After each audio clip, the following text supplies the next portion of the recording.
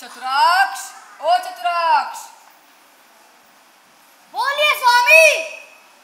कल नगर में कौन कौन सी विशेष घटनाएं घटी, सो सुनाओ। स्वामी, कल महाराज दुष्यंत के दरबार में एक विचित्र घटना घटी।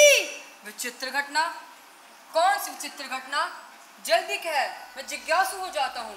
एक युवती जिसका नाम शकुंतला बताते हैं, जो काल ऋषि के आश्रम में पली है, कल कुछ निगोड़े साधुओं के साथ राजा के दरबार में आई और राजा से कहने लगी, तुम मेरे पति हो, मुझे ग्रहण करो।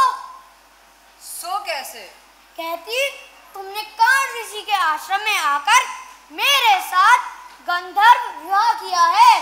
महाराज का गंधर्व विवाह? इस पर राजा ने क्या कहा? राजा ने कहा, हे युवती, गंधर्व विवाह की भली चढ़ाई, मैं तो तेरे दर्शन ही पहली बार कर रहा हूँ, तुम कौन हो? फिर क्या हुआ?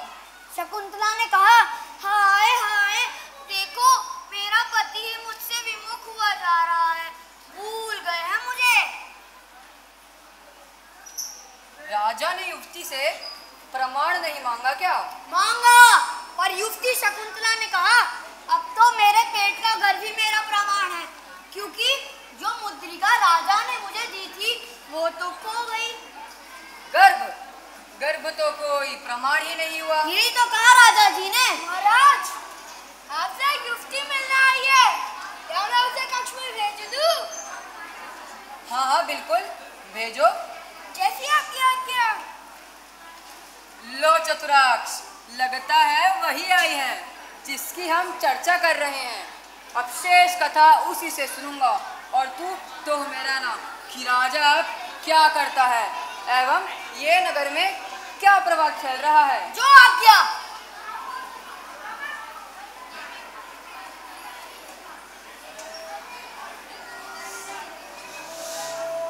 नमस्कार। नमस्कार। आप मुझे आश्रम वासिनी प्रतीत होती हैं। सत्य में, जैसा मैंने सुना था, आप तो बड़े चतुर हैं। आपने कैसे अनुमान किया कि मैं आश्रम वासिनी हूँ? कोई कठिन नहीं, वल्कल वस्त्र पहनने और कानों में कुंडल डालने का चाव आजकल की स्त्रियों में नहीं रहा, परंतु आश्रम कन्याओं एवं बीलनियों में ये रिवाज शेष है। मैंने आपको इसी से पहचाना। आश्चर्य है। क्या आप दक्षिण की दिशा से आई हैं? हाँ हाँ, परंतु आपने ये कैसे पहचाना? कोई कठिन नहीं, पवन का वेग इन दिनों दक्षिण से उत्तर की ओर है तथा आपके केश उड़ उड़कर कपाल और कपोल पर आ गए हैं।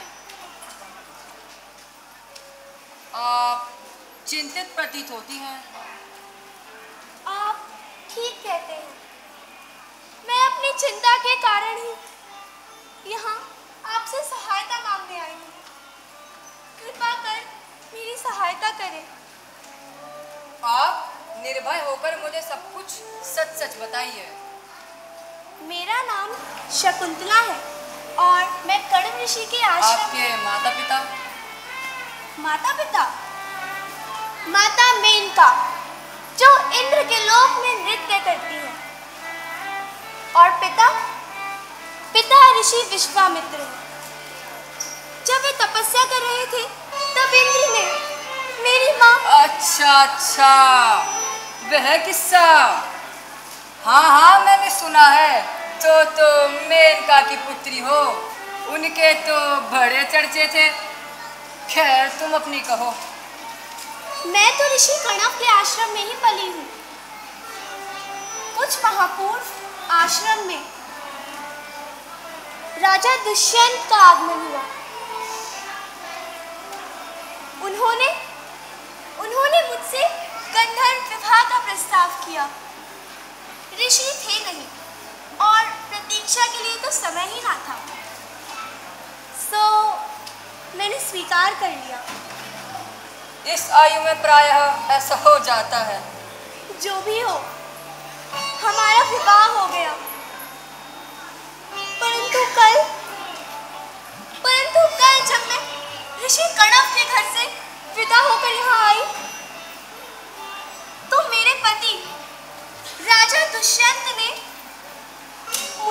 पहचानने से इनकार कर दिया। आपने याद नहीं दिलाई। राजा लोग अक्सर यहाँ वहाँ जाकर विवाह कर लेते हैं और राजधानी आकर भूल जाते हैं, परंतु आप जैसी सुंदरी को कोई एक बार देखकर भूल जाए, सहसा विश्वास नहीं होता। नहीं, सिर्फ देखा ही नहीं, सिर्फ देखा ही नहीं, उन्होंने मुझसे विवाह किया है। मैं उनकी विवाहिता हूँ, उनके होने वाले शिशु की माता हूँ मैं। यह तो दुखद प्रसंग है।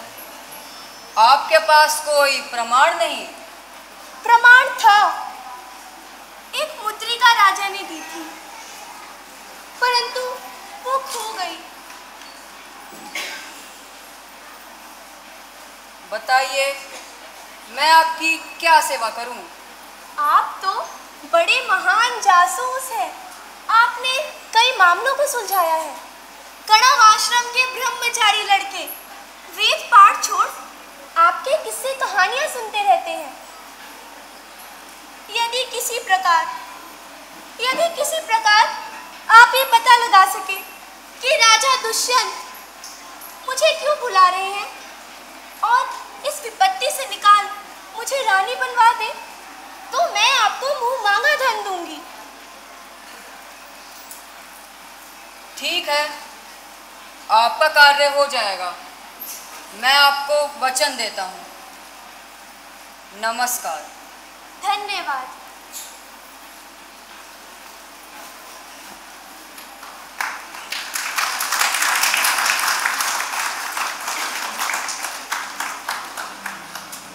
चतुराक्ष, ओ चतुराक्ष! बोलिए स्वामी। मामला कुछ समझ नहीं आ रहा। शकुंतला का बयान सच है या राजा को फंसाने के लिए तिर्या चरित्र कर रही है? हो सकता है। यदि ऐसा है तो पता नहीं इसमें किसका हाथ है। कणव ऋषि का तो नहीं? हो सकता है महाराज, बिल्कुल हो सकता है। यह अजीब बात है कि दुष्यंत को शकुंतला का स्मरण ही नहीं। हाँ, इतनी सुंदर स्त्री का उन्हें स्मरण ही नहीं। वह सचमुच भूल रहा है या नाटक कर रहा है? क्या वह शकुंतला नहीं जिससे वट आश्रम में मिला था, अथवा वह दुष्यंत नहीं? फिर वह व्यक्ति कौन था जो कणव ऋषि के अनुपस्थिति में आश्रम में गया, दुष्यंत राजा का रूप धरे और कुमारी शकुंतला के साथ समय बिताया? वह छल्ला निशानी के बतौर राजमुद्रिका भी तो दे आया था। वह कहाँ गई? हो सकता है शकुंतला को दुष्यंत के यहाँ जाता देखकर उसी व्यक्ति ने राजमुद्रिका गायब करवा दी हो। हो सकता है। मामला समझ नहीं आ रहा। सुनो चतुराक्ष, इस मामले की हर कोण से छानबीन करनी पड़ेगी। तुम जाओ और राजा के भवन पर जाकर किसी तरह सत्य का पता लगाओ कि क्या कुछ माह पूर्व वास्तव में राजा दुष्यंत कणव ऋषि के आश्रम में गए थे। जो आज्ञा। महाराज, लगता है यहाँ कोई आ रहा है। वह तो राजा दुष्यंत का सारथी है और वह मेरा मित्र भी है। मैं उससे बात करके आता हूँ। ठीक है, मैं भी आश्रम की ओर जाता हूँ, शायद कुछ सत्य मिल जाए। नमस्कार। नमस्कार।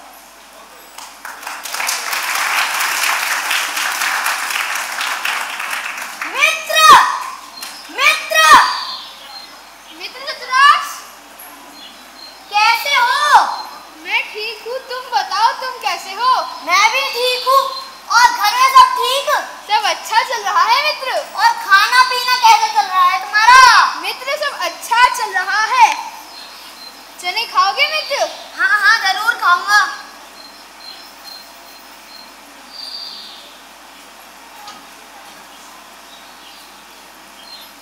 ये लो। और बताओ, तुम राजा को हमेशा शिकार के लिए ही क्यों लेके जाते हो? कभी संतों ऋषियों के आश्रम की ओर भी ले जाया करो। क्यों, क्या बात है? मैंने कल कुछ साधुओं को व्यर्थी राजा के बारे में बकते हुए सुना। वह कह रहे थे कि राजा हमेशा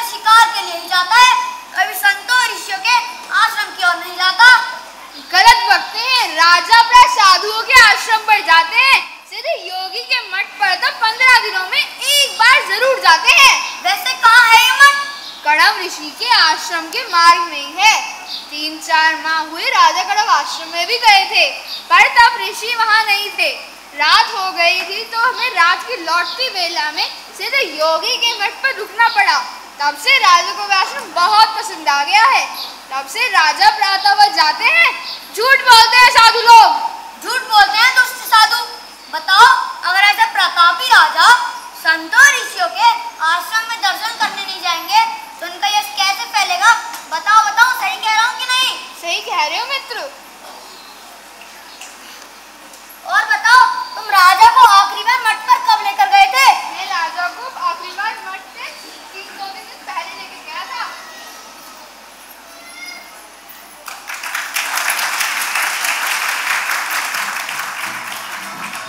गुंडीराज ने जाना सत्य थे शकुंतला के वचन।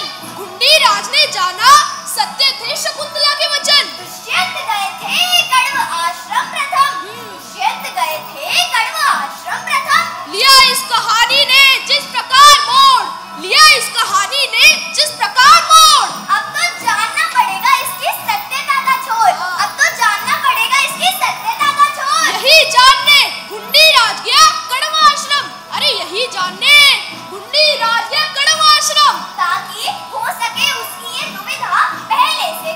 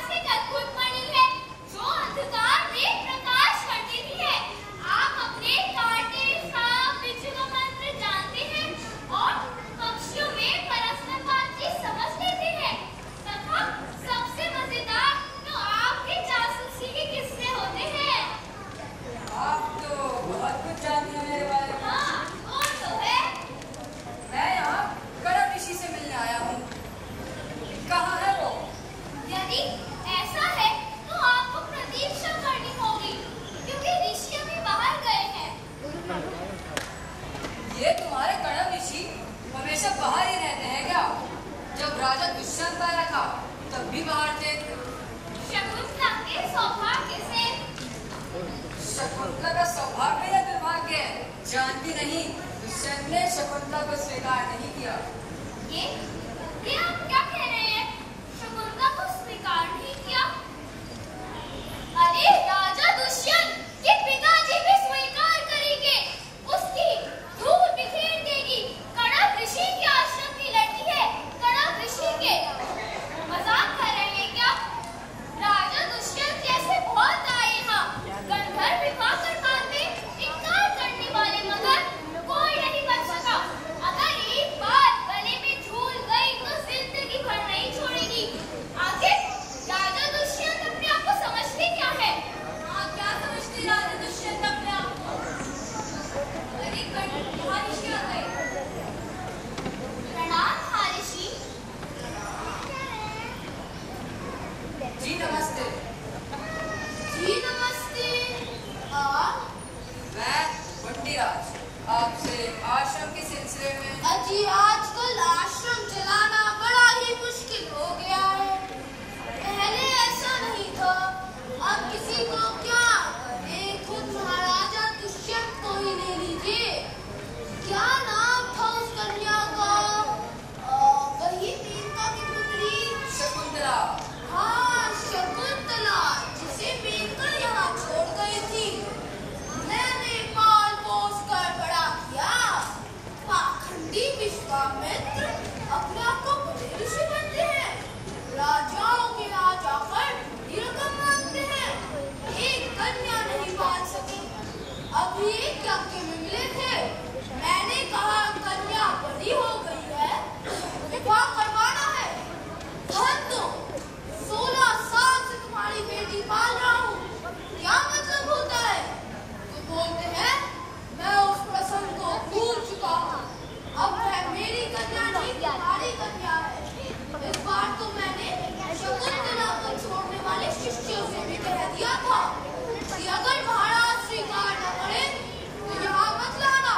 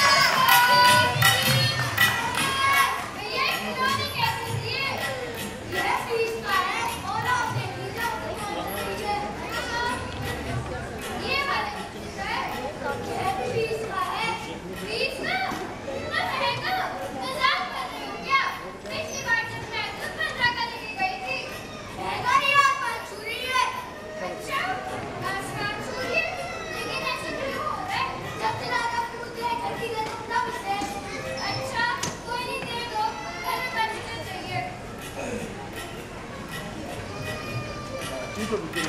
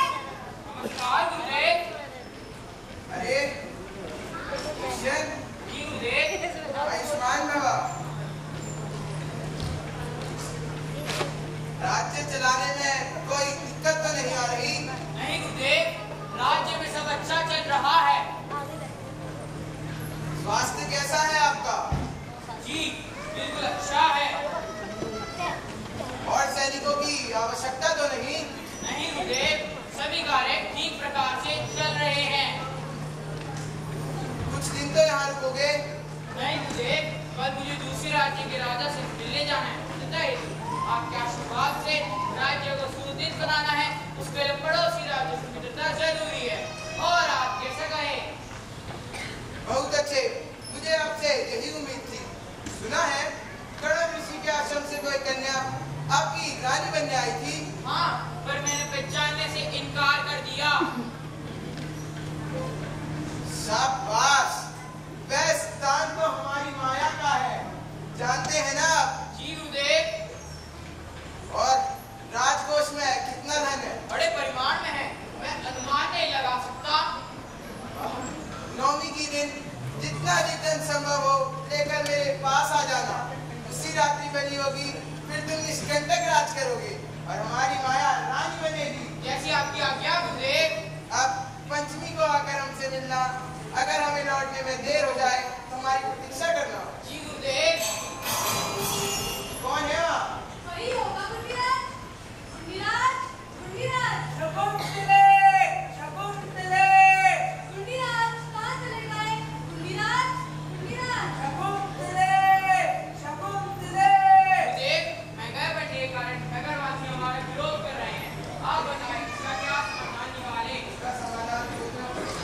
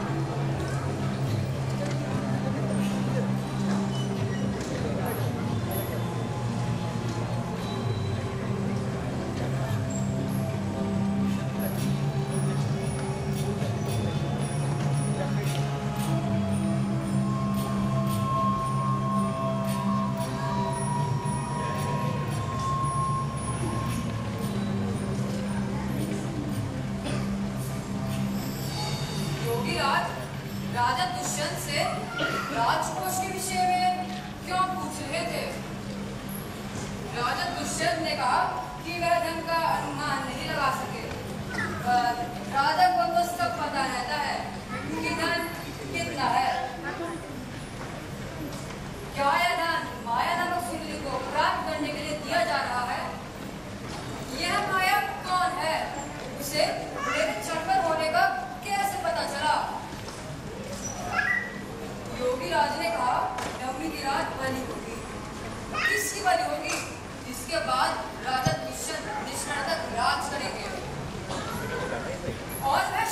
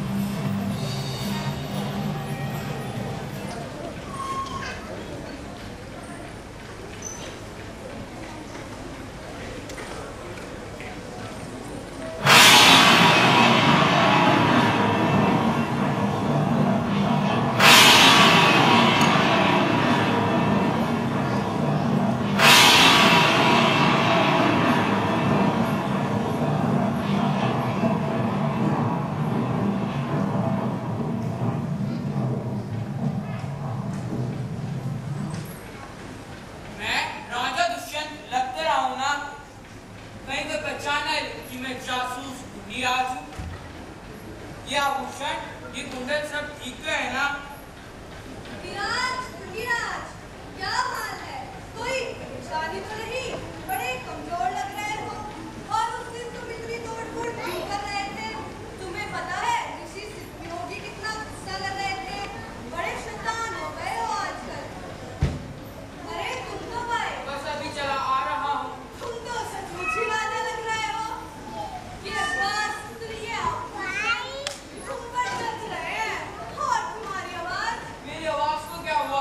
वो तो बिल्कुल राजा जैसी लग रही है। पता नहीं ये राज्य कब तक रहेगा। तुम्हें कोई संदेह है? आज से 4 दिन बाद असली राजा दुष्यंत की बलि चढ़ाई जाएगी।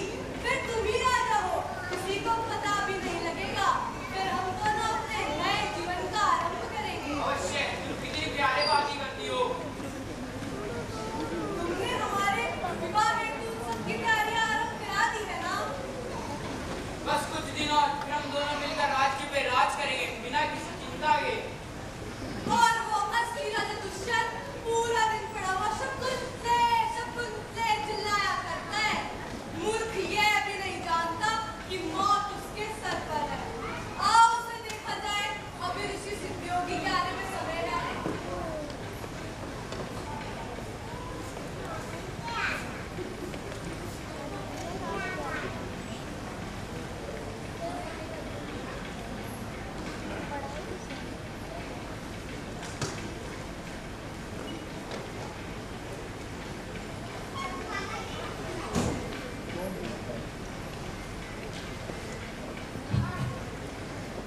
ओ राजा दुष्यंत, क्या हाल है?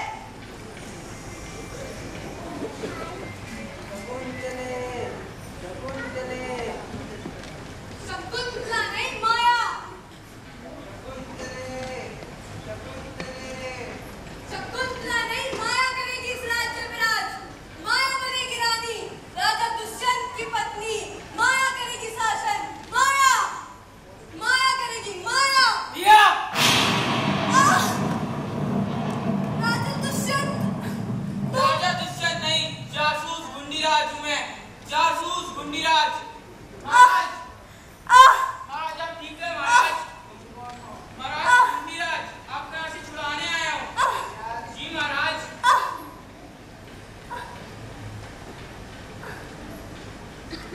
विराज, मुझे मेरी शकुंतला के पास ले चलो। सिपाहियों, मैंने उससे मिलने का वादा किया था, वह मेरी प्रतिष्ठा करनी होगी। मेरे शासन को। विराज, ये ग्रीष्म ऋतु बहुत कष्टदायक है, इसने मेरा बहुत कुछ छीन लिया। जी महाराज। छोड़ूंगी नहीं तेरी जमीनों को, छोड़ूंगी नहीं। सिपाहियों, क्या हो गया?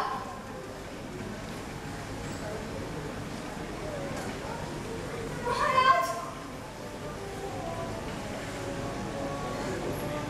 महाराज, ये क्या हो गया महाराज?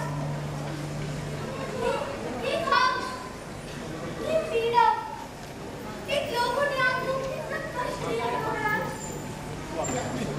भाइयों ने मुझे सब सत्य बता दिया। मैं न जाने कब से आपकी प्रतीक्षा कर रही हूँ। महाराज की जय हो, महाराज की जय हो, महाराज की जय हो, महाराज की जय हो। मैं जानता हूँ मुझे आने में बहुत समय लग गया, मुझे क्षमा करो शकुंतला। नहीं महाराज, इसमें आपका कोई दोष नहीं। दोष तो उनका है जिन्होंने आपको बंदी बना के रखा।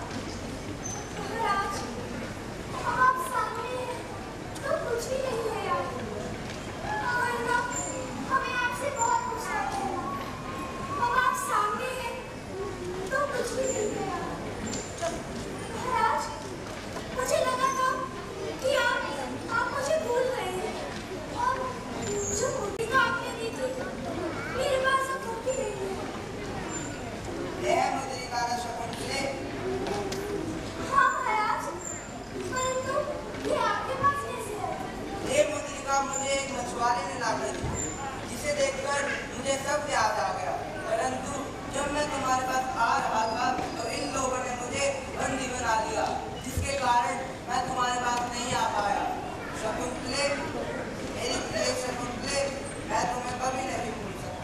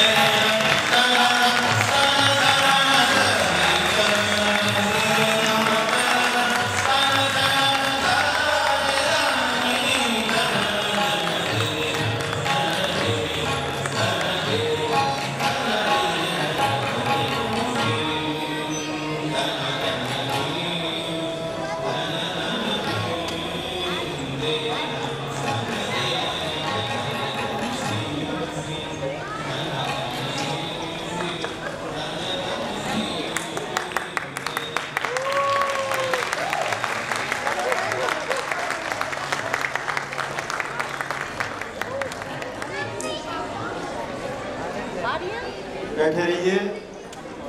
अभी 5 मिनट आपके और लेंगे। जैसा कि अभी हमारे बच्चे कह रहे थे, जल्दी जाएंगे उनको आलू का झोल मिलेगा, जो बैठे रहेंगे उनको बैंगन का भरता मिलेगा। मुद्रिका रहस्य उर्फ असली किस्सा कुमारी शकुंतला का, ये शरद जोशी की कहानी।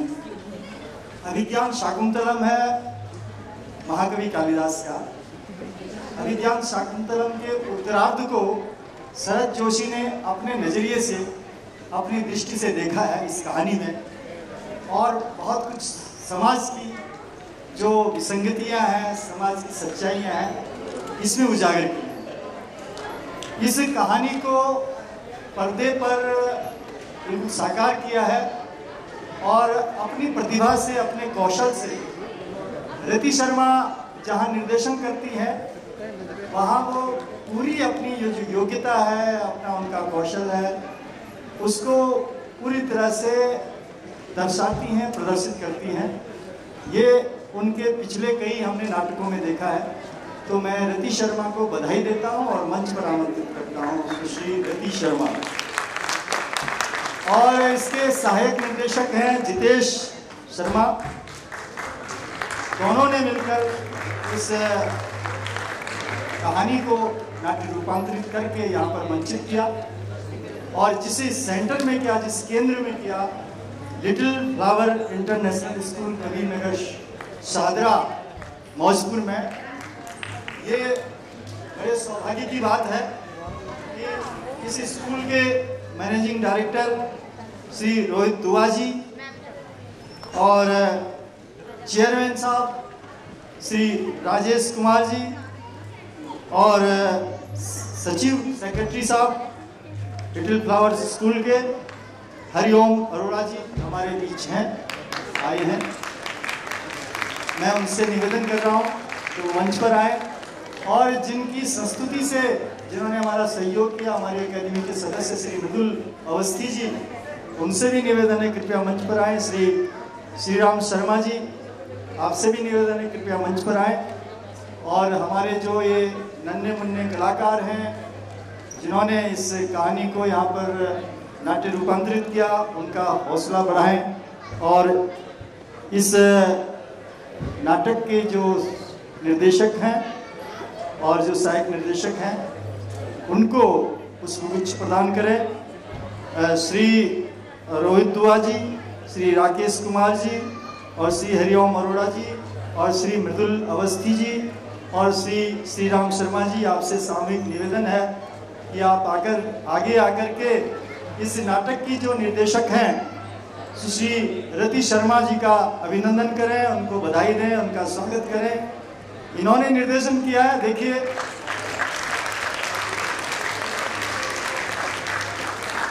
और सहायक निर्देशक जितेश शर्मा जी।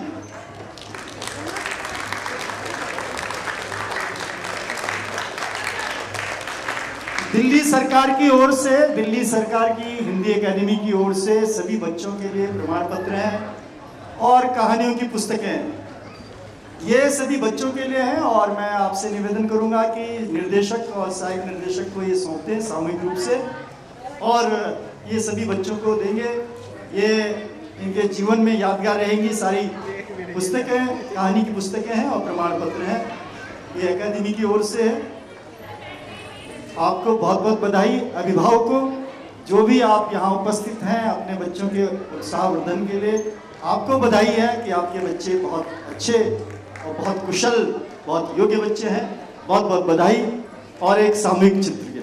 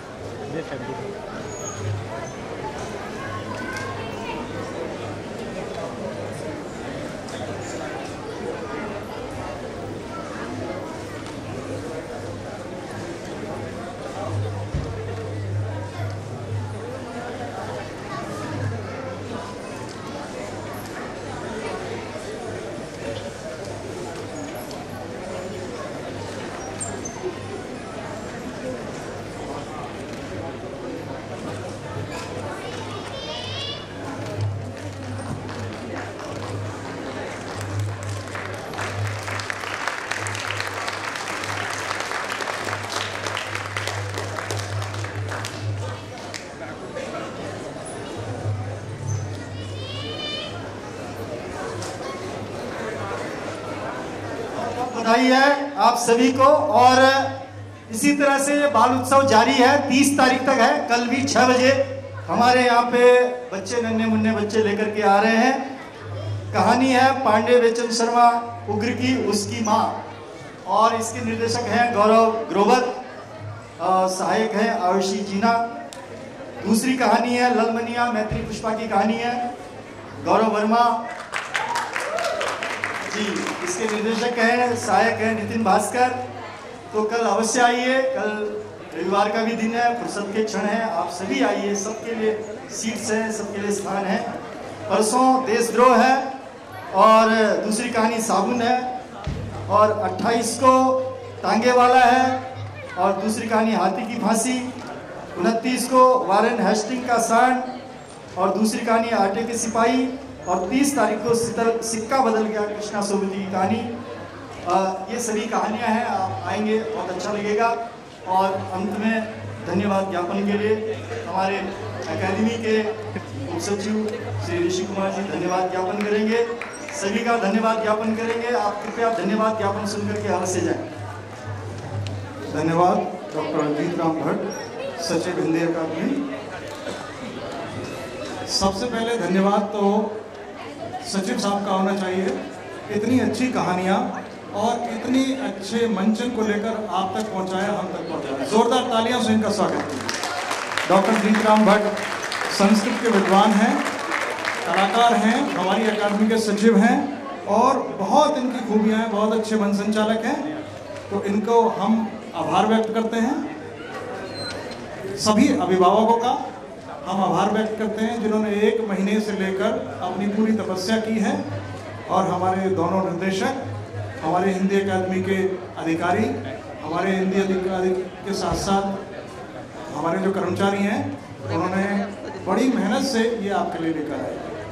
तो हम आप सबका आभार व्यक्त करते हैं कि इसी तरह आप आते रहिए और हमारे कार्यक्रम की शोभा बढ़ाइए। धन्यवाद।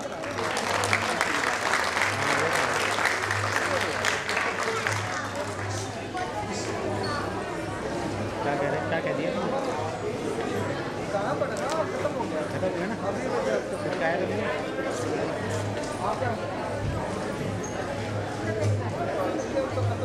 बड़ी जी।